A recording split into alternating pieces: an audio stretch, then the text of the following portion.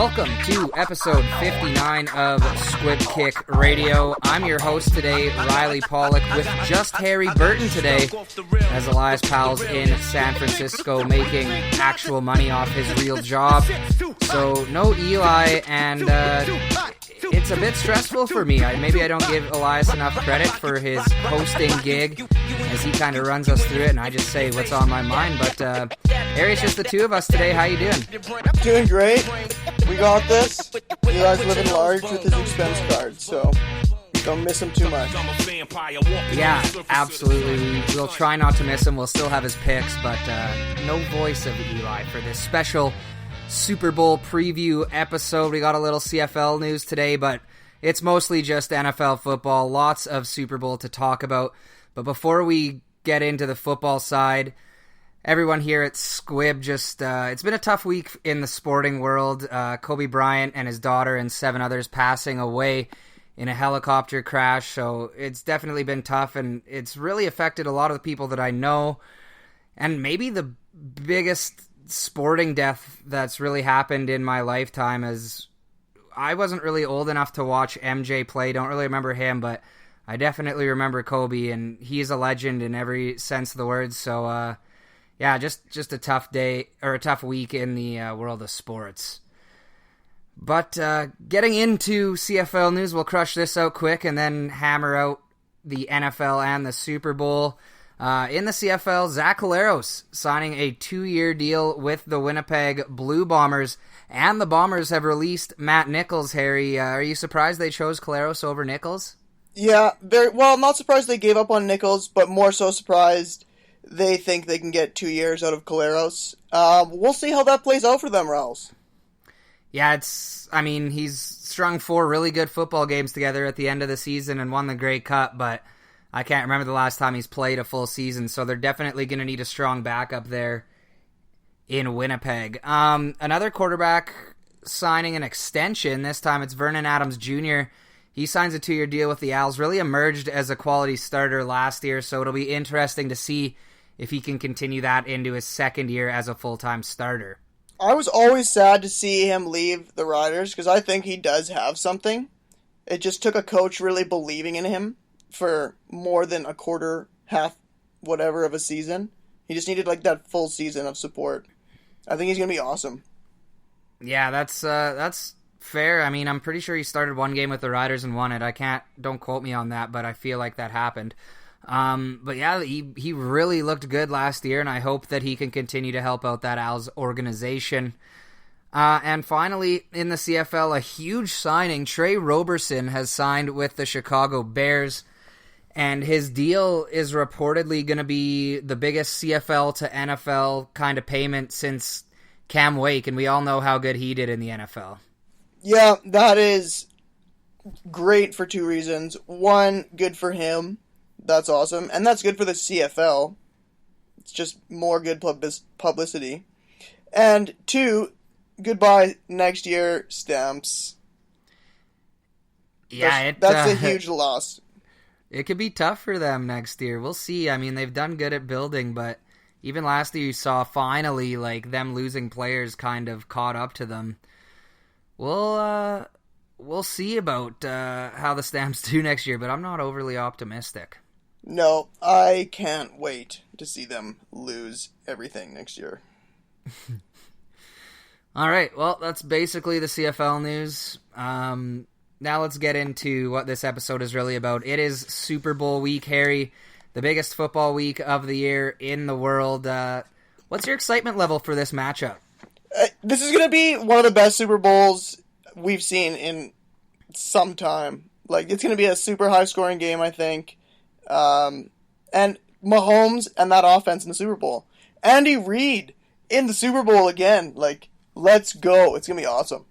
Yeah, I noticed one of the props on Bodog today was, will Andy Reid eat a cheeseburger on air before the airing of the Super Bowl ends? And it was only I think plus 750 for yes. So I think they're pretty serious about Andy Reid crushing a burg if he wins the Super Bowl. Was that before the game or after? If he wins the Super Bowl, At any point during the broadcast, will Andy Reid eat a cheeseburger? Well, like the broadcast is on air. And what does it pay? I think it was like plus 750 or something. What if he does? Well, we're gonna have to discuss that later, probably, because that's amazing. Yeah, it was a good one. I guess kind of just looking back a week. Did you watch any of the Pro Bowl? I watched a total of none of it. Yeah. The Pro Bowl is boring always. It was obviously during the Kobe news, and I was kind of flipping back and forth between the Raptors game and the Pro Bowl. But, like, they don't even tackle each other anymore. It's touch. Like, you just wrap up and they whistle it down. That's embarrassing. Yeah, well... What's the point? Nobody wants to get hurt. I mean, I understand it from the player's point of view. Make it a flag football game, then. It means nothing. But I agree with you there. Yeah, I don't know why the NFL is stuck on doing what they're doing with it. It's the worst thing. It's easily the worst All-Star event. Easily. Yeah, and take it back to Hawaii and always have it in Hawaii again. Yeah. That was cool. Like, that was more mystique. It was something. Yeah, that's true. Out of the four major sports, I'd say MLB All-Star Game is my favorite because it's basically just a real game. And, like, pitchers only come in for an inning, so they're throwing the ball as hard as they can. So that's kind of cool. Number 2 is probably the NHL one for me. I like the 3-on-3 format. I know not a lot of people agree with me. Basketball's number 3 because it's like 212 to 208, and I just, it gets boring. And then Pro Bowl is like number 15. I don't even know what other sports there are in between those, but the Pro Bowl is the worst.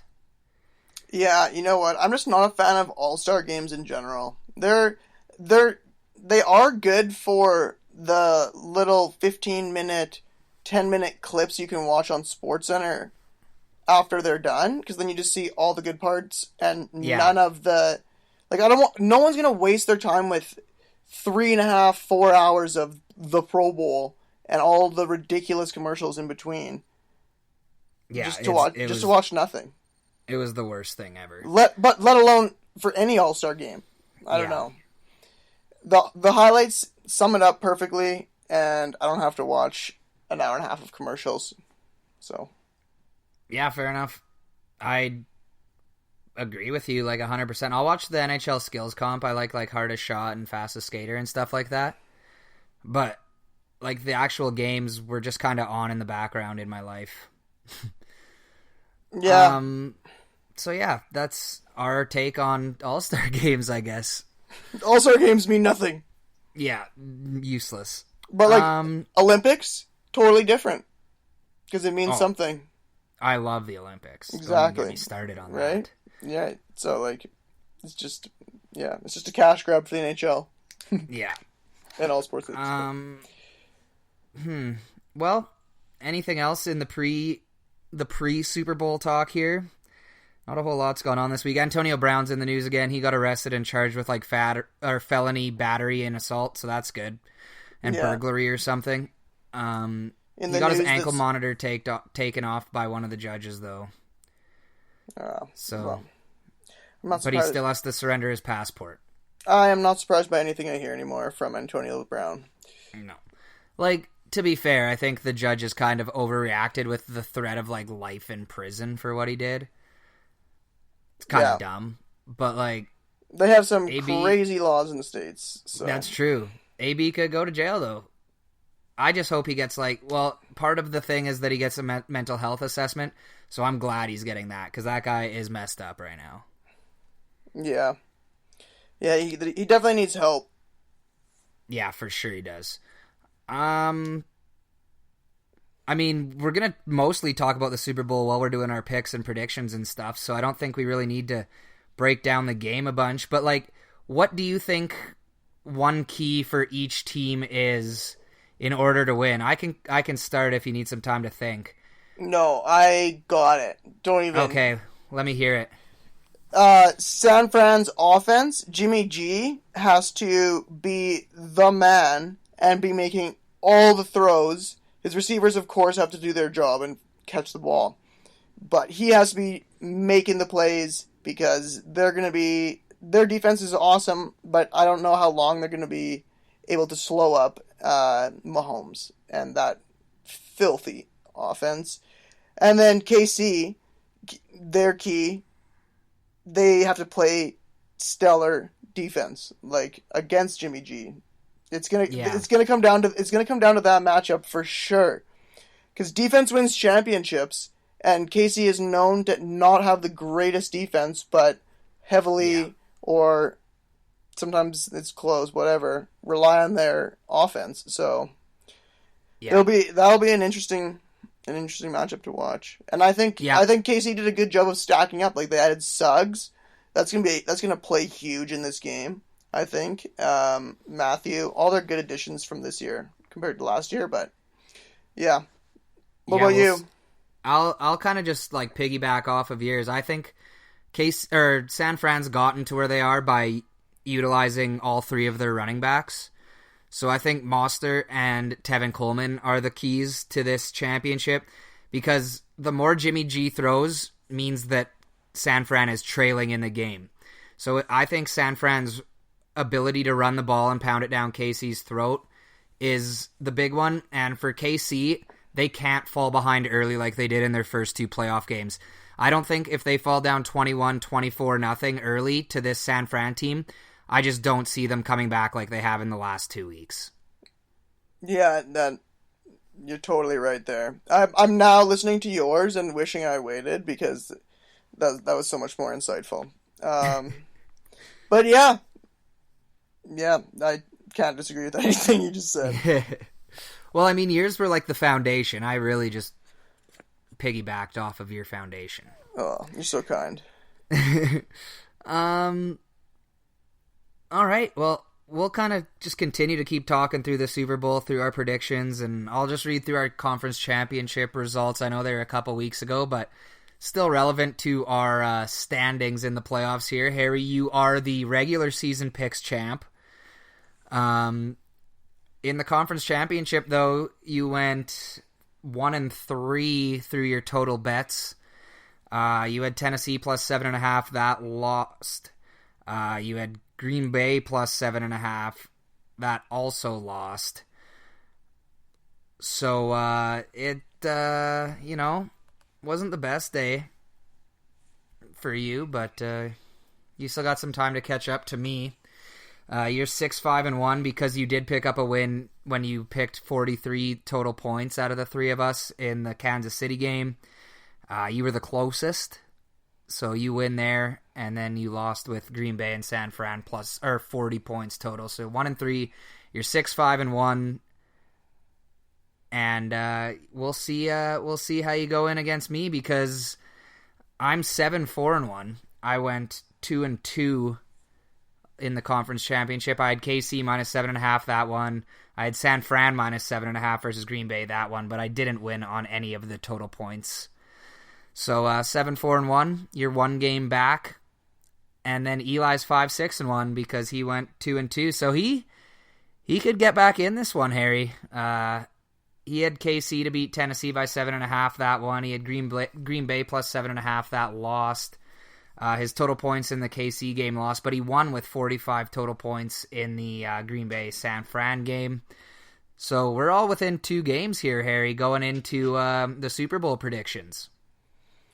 Yeah, they say you can't win them all, and I mean, pretty happy with the regular season and how that played out for me. So we're gonna have to see how this week goes, Riley. All right, well, let's see how this week goes. Nice segue there, Harry. We're going to do it a little differently here. We did the total points to kind of beef up our predictions last week. This week, we're going to pick KC or San Fran. KC's favored minus 1.5 right now. We're going to do total points again, but now each one of us has picked one prop bet and a Super Bowl MVP. So that's a total of 4 games in this final week, so we weren't just picking one game, because then I would have just at least tied Harry. So we're going to do it a little differently here, but I think it'll be a lot more fun. Let's just read Eli's first, since he isn't here and clearly has the worst picks. Yeah, couldn't agree more. He's gonna take KC minus 1.5 because they They are favored, and he likes them. He thinks they're going to win the Super Bowl. I notice Harry's doing a few adjustments here. Has he changed his mind? Eli's going to diversify, Ralph. Eli's going to take the total points to be at 52, and his prop bet is over on the Anthem. That's minus 230, so that's a big favorite. He kind of is soft with that one, in my opinion, but he's in San Fran and working, so I think he kind of just threw these together. And his Super Bowl MVP is going to be Patrick Mahomes. So those are Eli's picks for the Super Bowl. Since I'm in first, I guess, Harry, you got to go next. Wow, this is a tough spot. I'm going with San Fran. Recently changed. Because I need the W out of this week, and I just wasn't thinking clearly earlier. San Fran 1.5. Just cause it's going to be a close game, and if Jimmy G and like Raul said, their running backs can figure it out, and then they'll win. I am going to take 53 points scored, so that's 1 up on Eli's 52. You Price is Right at Eli. Yeah, I did, and it's gonna pay off, and I feel great about it. I'm changing my prop bet also. Okay. Riley is also hearing this for the first time, but just hearing earlier about Andy Reid eating a cheeseburger on camera at some point in the night, I think there's no way advertisers haven't already offered Andy Reid a ridiculous sum of money to do it. So I can see that happening. So I'm really banking on. So it has to be while Fox is still broadcasting. Like, it can't just be like a video from an iPhone or anything like that. It has to be on the official Super Bowl broadcast. But I still think it's. What about the post game though? Yeah, as long as it's on the broadcast. Like, it has to be on Fox. Yeah. Then I feel great about that.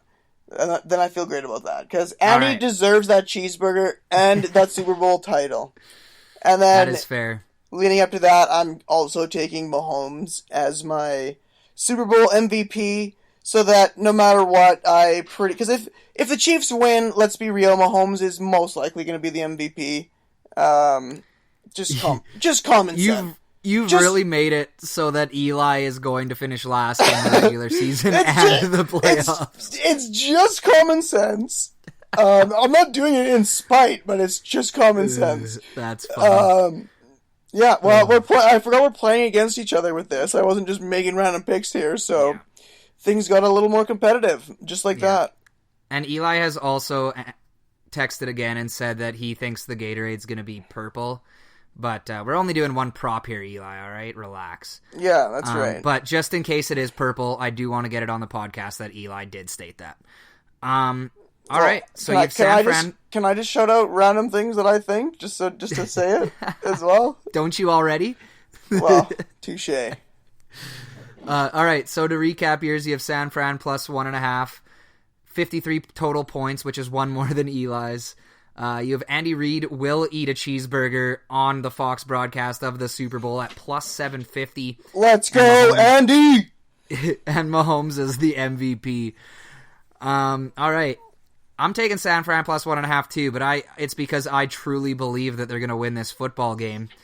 I went 65 on the total points here. I think it's going to be like a 35-30 game. My prop is that the Gatorade is going to be red because both teams like have red in their things. So like maybe, I don't know. But that's plus 375, so pretty good odds if you just pick a couple colors out of the Gatorade question. Like you might luck out. And my Super Bowl MVP is the one and only former Atlanta Falcon, Tevin Coleman. That's a homer pick for sure. It is definitely a homer pick, but if San Fran wins, like realistically, it might be a defensive player that wins the MVP because I don't see Jimmy G throwing for 405 touchdowns or anything like that. But so, like, if it's going to be an offensive guy, I think it's probably going to be one of the running backs. Yeah, well, you never know, Rouse. You never know. We'll see, I guess. But Yeah, we knew this was going to be a bit of a shorter episode today with only 2 of us. And that's I just want to say, basically, other than we need to just like go over consecutively here what the prop bets are. So Riley is betting that the Gatorade is red. Eli is betting that the anthem is going to be over. I believe it's over 2 minutes. Okay, boring, and let's just be clear. I am betting that Andy Reid is eating a cheeseburger on national television. You definitely have the best bet. I was gonna say that is a prop bet. Yeah, it really is. I'm on like 6 props here, and if anyone wants easy money, Chiefs by 9, baby. Chiefs by 9. Chiefs by 9. It's plus 700 right now. They have to win by exactly 9 points. Basically, our entire friend group has put at least $5 down on it. The Chiefs. Let's also throw in, if you already don't bet on Bet365 or Bodog, please DM Squib and we will send you a referral code. Yeah. Hit us up so that we can get more money. Please. All right, you good? Yeah, that's it. All right. Well, for me and Harry and Eli, who's in San Francisco right now, unable to do it this week, have a great time watching the Super Bowl this weekend. It's going to be maybe one of the greatest Super Bowls of all time, or at least we hope it will. Don't forget to check us out on social media at Squib Kick Radio, Twitter, Instagram, Facebook, and we will talk to you next week when the Super Bowl is all said and done. Chiefs by 9!